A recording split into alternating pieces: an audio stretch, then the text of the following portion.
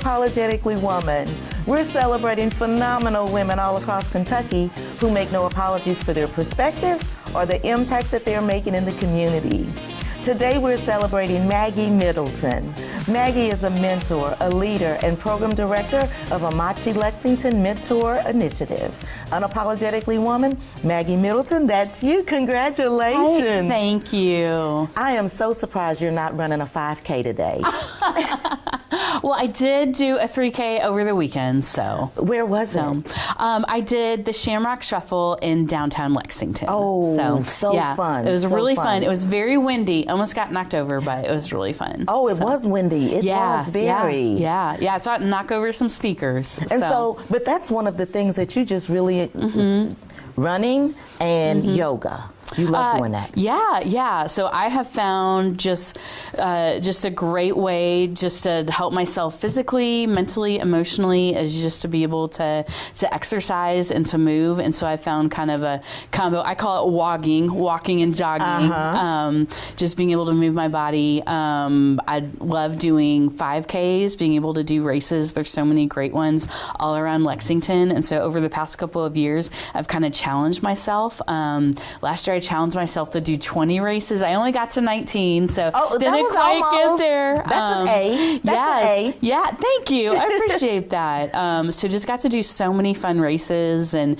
just kind of discovered just this fantastic just running and walking community in Lexington. And then I've also just discovered love of yoga. I have found, I'm going to give them a shout out, the Wildfire Yoga Studio that just has a great yoga community. And that's a great name too. Yeah, it's really fun. They have a great community, and I've just discovered just of love of just being able to just kind of take care of myself through that way. And so that's just been a really kind of fun journey for me over the past couple of years. And when you're not doing that, you love traveling.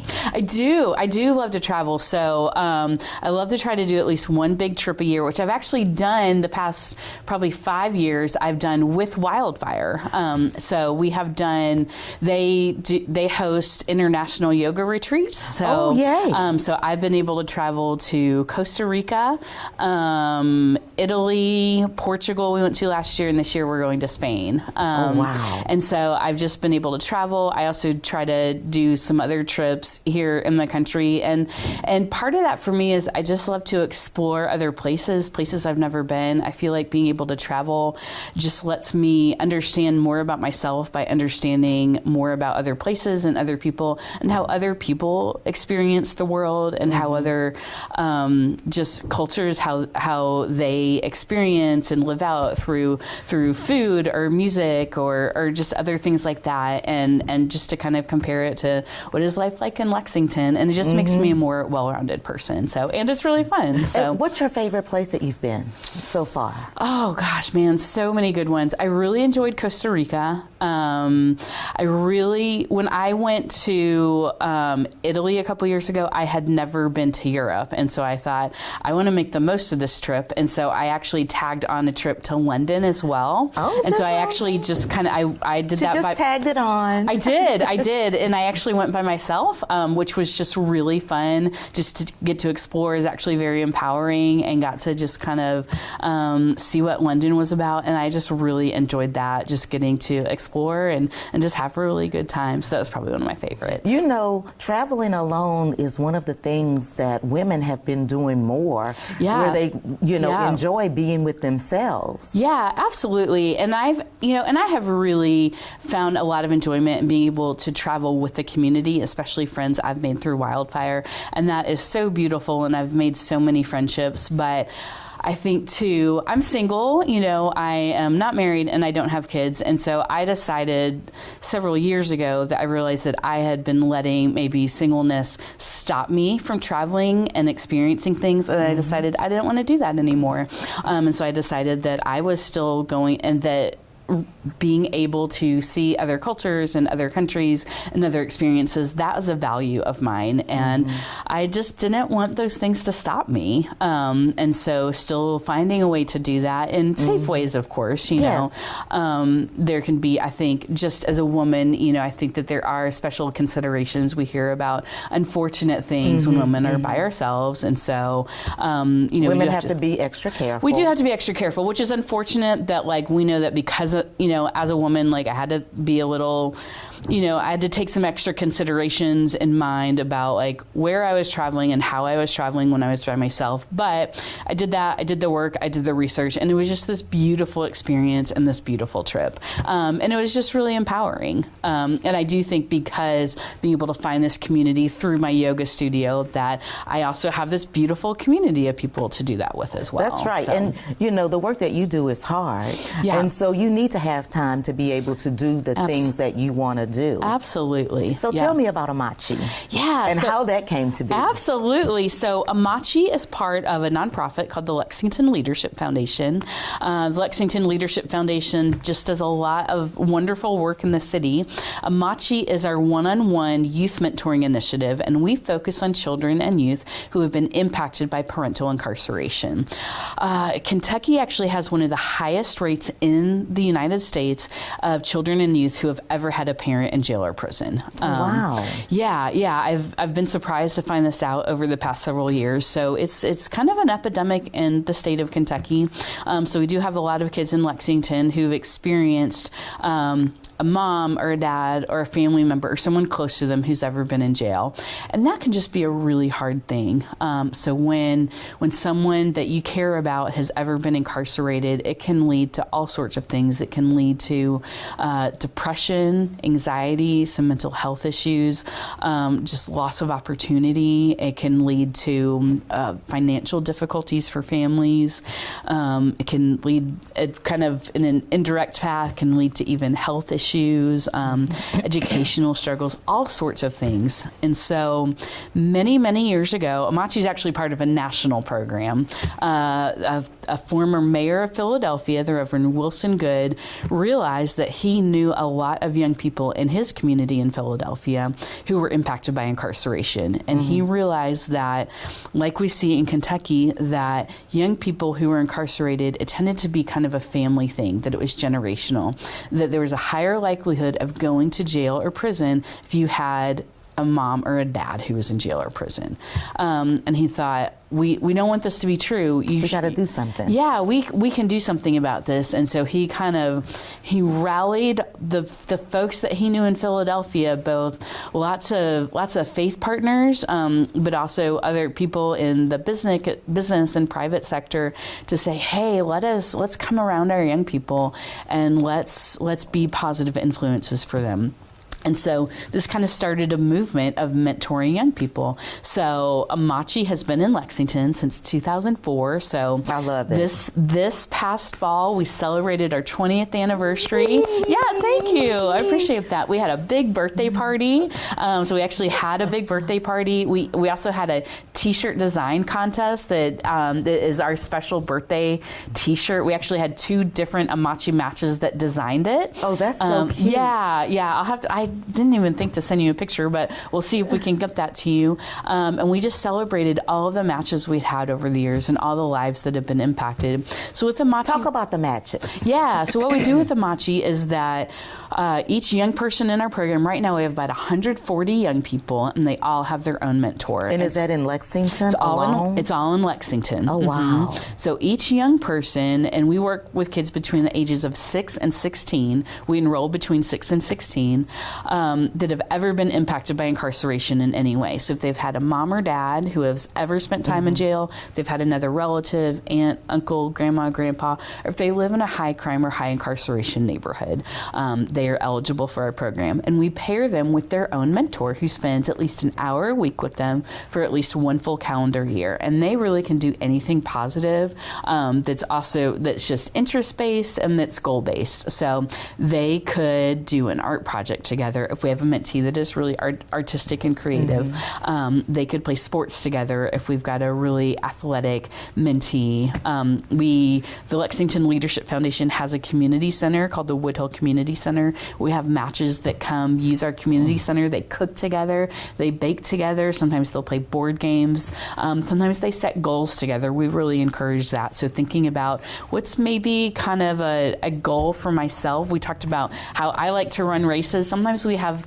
mentees that say, I want to do a 5K. And so that mentee and mentor will set the goal of doing a 5K together. But they might also think about, I want to learn what it might be like to be a lawyer one day, because that's a big term goal I have. So maybe they're going to job shadow a lawyer. And so together they're kind of learning what that's like. They might be academic goals. So I want to maybe up my grade in math a little bit, or I want to just work on my kind of emotional regulation skills a little bit better in school. You know, whatever those things are, they work on together, and they spend lots of just relational time together. And mentoring, I think, is really about just a mentor being with their mentee, just building that relationship, being a person that young person can trust. I like to say that mentoring really is about hospitality. It's about an adult carving out space, just relationally and with time for a young person. I don't necessarily mean you got to cook a meal and invite them to your house, but it's really about saying, I have time for you in my life, and I want to invite you into things that we're already doing. It absolutely matters, and it communicates to that young person, to that mentee, that they have value. So for my mentee, who is 15, when I say, hey, I would like to spend time with you this week, and I want to find out what's going on at school, I want to find out about the things that you are excited about, that lets her know that she's really, really important to me. And I see all of our mentors doing this. You know, we have, what I love about Amachi, so we've got 140 adult mentors all across the city of Lexington, spending time with 140 different kids.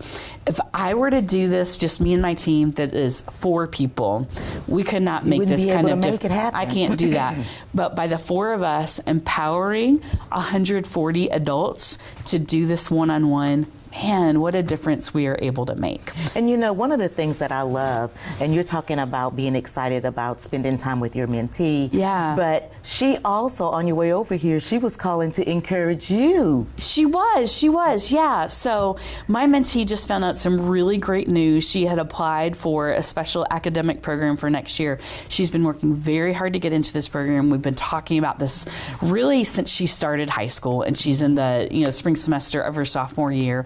And she called me. I got a call at 1 o'clock today, and I thought, why is she calling me from school? She shouldn't be doing this. But she gets an excuse. So she said, Miss Maggie, she said, I have some news for you. And I knew right away what it was. I said, did you get in? And she said, yes, I did. And we both just screamed on the phone. And she had another friend who is also a mentee in our program, who another staff person mentors this young lady too. And she said, she got in too. And we all just screamed and got really excited, because I know how hard she worked for this. And I was able to say, I am just so very proud of you. And I said, this is going to open a lot of doors. And I know how hard you worked. And I said, great things are ahead. And that's really what mentoring is about. Well, and your faith, I think, must play a huge role in the work that you do. It does. It does. You know, I am a Christian, and it does play a big part in my life. And I believe that, relationships are just really, really important when it comes to what it means to be a Christian, and just having good, authentic relationships, but also relationships that seek out people who have maybe struggled a little bit. And we are seeking out kids who have just, man, life has not been easy for them. And we're not giving out handouts. We're not feeling sorry for them. We're not giving out pity. We are saying, even though you've had this really hard thing happen, you are full of resources. And my understanding of Scripture, if it's okay that I say this here in this space, is that that's what God does to us, is that he says, even when life has been hard, you are full of goodness. You are full of so many wonderful things. And as a Christian believer, that's when I'm able to say to the kids in our program is that, man, life has been hard, but gosh, you are full of so much strength and so many resources. And we want to help identify those resources and see how you can use those for you to be a leader. So for you to not just be a recipient of services, but for you to understand that you're full of strength, even when life is hard. And so I think that absolutely the Bible does tell us, hey, let's think about the orphan and the widow. And I think sometimes the orphan does mean, it does literally mean kids who have lost a parent to death. I think sometimes it means kids who have they maybe just need another supportive adult in their life. And how do we as a community, how can we form this village around our young people? And I think Scripture just tells us, form this community. Just form it, do it, and get it done. Yeah. So we get to be a village. I tell our mentors all the time, you are not the only person in your mentee's life. You do not have to hold all of the responsibility, but you get to be one really important person, and you get to help be a part of this community and a part of this village that really loves and encourages this young person. And that's really powerful. So for young girls and young women that might be watching, and they're thinking, maybe I would like to do something like Maggie someday. What kind of advice would you give them? I would say, don't be afraid to ask for help. I think, and don't be afraid to try new things. If you are excited about something, even if you're afraid you're going to fail, try it anyway. I think sometimes we talk our things out of something because we think that there's no way we can succeed. But usually you'll be surprised at what you can do. But when you try something, but also get that help of a mentor. Ask your teachers for help. I run into a lot of high schoolers and younger mentees who think my teachers don't care about me. They just want me to do all this work. But, I'm in grad school right now, and one of the most beautiful things about this is the relationships I have with my professors, that they want students to succeed. And I think, and that starts at the elementary level, it goes on to middle school and high school. Your teachers want you to succeed. So seek out your teachers, ask for help, show them that you're trying, and try. Whatever is exciting to you, try. And don't be afraid of failure. Failure is not a bad word. It is not. And so just keep trying, and you're going to find that thing that makes you come alive, because that's really what the world needs, is people who have come alive. That's so beautiful. Congratulations. Thank you so much. Thank you so much. You guys continue to watch Unapologetically Woman as we celebrate other phenomenal women just like Maggie, who are making our community stronger and focusing in on our youth. I'll talk to you soon on Unapologetically Woman.